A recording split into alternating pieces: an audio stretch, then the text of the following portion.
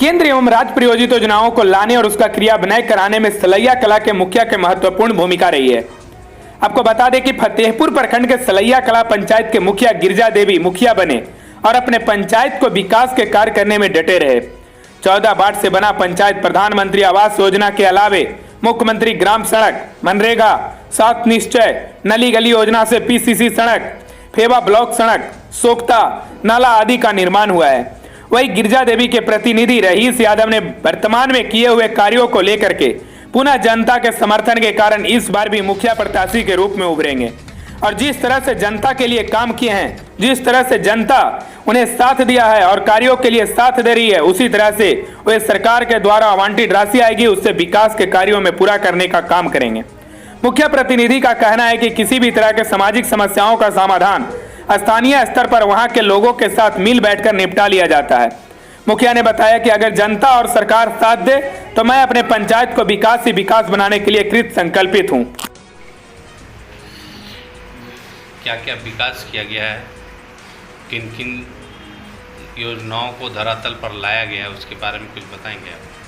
जी, मुख्यमंत्री का जो 7 निश्चय पेयजल योजना था, वो मुख्यमंत्री का प्रिय योजना था, उसको हम लोग धरातल पर 100% उतारने का काम किए। अपने प्रखंड में पहला नल जल योजना की जो विकास करने का काम किया ग्राम पंचायत से और बहुत सारी नली गली योजना था, जो सारे सरकार की 100% काम हुई सलैया पंचायत में। और जो भी इंदिरा आवास वगैरह जो भी था हमारे पंचायत में जितनी भी विकास थी या जनता से रूबरू कराना और उसको अपना अधिकार का प्रतीक देना हम लोग द्वारा किया।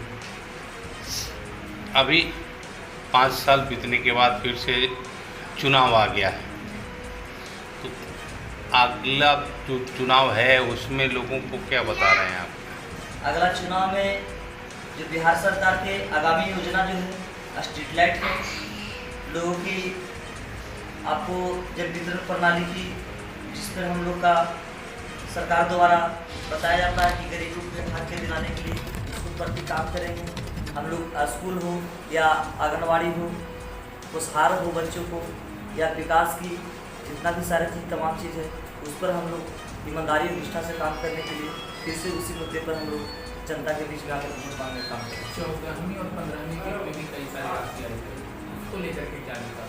जी, 15वीं और 14वीं 15वीं में तो राशि बहुत कम आई है। लास्ट में लगभग लगता है कि सरकार के लास्ट कार्यकाल में 15वीं का खाता हम लोग खुला था। एक 14वीं एक 25वीं योजना थी। उस योजना में भी हम लोग का जो वहाँ से लेटर आया, जो निर्देश आया इस पर खर्च करने के लिए हम लोग उस पर खर्च किए। कुछ कोरोना महामारी पर भी खर्च किया गया, जैसे मास्क पर किया गया, सैनिटाइजर पर किया गया और वगैरह वगैरह काम पर भी किया गया। हम लोग ज़्यादा काम किए हैं। मेरा पंचायत में डाटा भी मौजूद है कि हमने 80% जो है 90% जो है मिट्टी वाला काम किए हैं, जिससे लोग का रोजगार बढ़ा है। हमने पक्का बहुत कम काम करता है। कितने लोगों का लगभग रोजगार योजना में कम से कम तो मैं सालाना कम से कम तो 5000 रोजगार दिए हैं। 5000 रोजगार के पर सालाना। मेरा जो कच्चा वर्ग जो काम रहा पंचायत में, मेरा 80 से 90% तक काम रहा। प्रधानमंत्री आवास योजना में जिस तरह से सरकार के सिस्टम है उसी आधार पर हम लोग काम किए। अगर किसी को ज़्यादा ज़रूरी था हमने बड़े पदाधिकारी से बात करने के लिए काम किए, इसको बहुत ज़रूरी है, पर हम लोग का जिस तरह से निर्देश दिया गया उससे हम कोई काम नहीं कर सकते सरकार। कितना लाभ दिलाए अब तक के लोगों को? हम लगभग लगता है कि मतलब SC ST में 250 और आपको जनरल कास्ट में लगभग 100 का इंदिरा आवास मेरा रीजन में हुआ है, जो कि हम लोग कई बार बाहर पदाधिकारियों से भी लगा चुके हैं कि जो मोस्ट जो जरूरी है उसे आवास दिया जाए, पर हम लोग सिस्टम में बंधे हुए हैं। जिसको सूची में नाम आएगा जो लाभ लेने लायक हो उसी को हम लोग दे सकते हैं। काफ़ी का वार्ड आता है, वार्ड नंबर 7, जिसमें 7 निश्चय योजना के तहत योजना है जो 7 निश्चय योजना जो सरकार की जो नल जल योजना थी उसमें इसीलिए हम लोग काम नहीं करा पाए कि वो योजना था वार्ड सदस्य के, जिसमें हम 100% पैसा वार्ड लोग पे डाल दिया। अब उनको काम कराने की जिम्मेदारी था, मेरा कॉपरेट करना जिम्मेदारी। उसमें वहाँ पे पानी का बहुत समस्या थी। जब पानी की समस्या थी तो वार्ड और सचिव वगैरह बोला कि अगर किसी तरह से वार्ड अगर बोरिंग अगर फेल होता है तो आपको जो है जवाबदेही या पैसा अमाउंट आपको देना पड़ेगा। हमने कहे कि नहीं, हम पैसा जो है नल जल बोरिंग फेल होने पर हम क्यों देंगे, ठीक है, आपको हम पैसा दिए उसी से काम कराएंगे। इसीलिए अब सरकार के नियम आया है कि अगर उस बार में पैसा नहीं है, सातवीं शेड्यूल योजना के जो धरातल उतारा है नीतीश कुमार मुख्यमंत्री, माननीय मुख्यमंत्री जी, तो हम लोग 5 किलोमीटर दूर से भी लाकर पानी की सप्लाई देंगे। तो अब हम लोग सातवीं शेड्यूल में वहाँ पे काम होगा।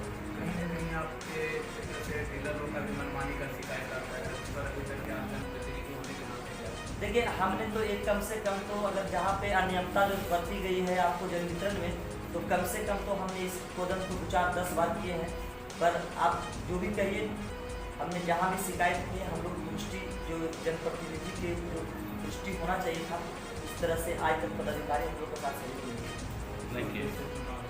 चुनावी मुद्दा क्या है? मेरा चुनावी मुद्दा वही है कि सरकार के जो भी काम आएगी, जैसे मैंने अभी बोल के फ्लैट है, या फिर मनरेगा के काम है, या तो नली गली के काम है, या फिर जो जनता के बीच में जागरूक करने की कोई तरह जैसे महामारी वगैरह आता है, उसमें हम लोग खुल करके सहयोग किए और करते हैं। कहीं ना कहीं जनता लोग नाखुश भी है, जहाँ से काम आगाज हो रहा है, उस लोगों को किस तरह से आप मोटिवेट करेंगे? हम उस जनता से हम आग्रह करते हैं कि हम आपको सेवा में तत्पर रहेंगे 24 घंटा। जहाँ भी काम अधूरा है, मैं कोशिश करेंगे कि आप लोग के रह करके और उस काम को आपके विपौल तो कई सारे जनप्रतिनिधि खड़े होंगे। देखिए, हम प्रतिनिधि जितना भी खड़ा है वो अपना बात को रख रहे हैं, मैं अपना बात को रख रहा हूँ। कितना प्रतिनिधि है जो एम्बुलेंस देने की बात करता है, मेरा पास सरकार का कोई फंड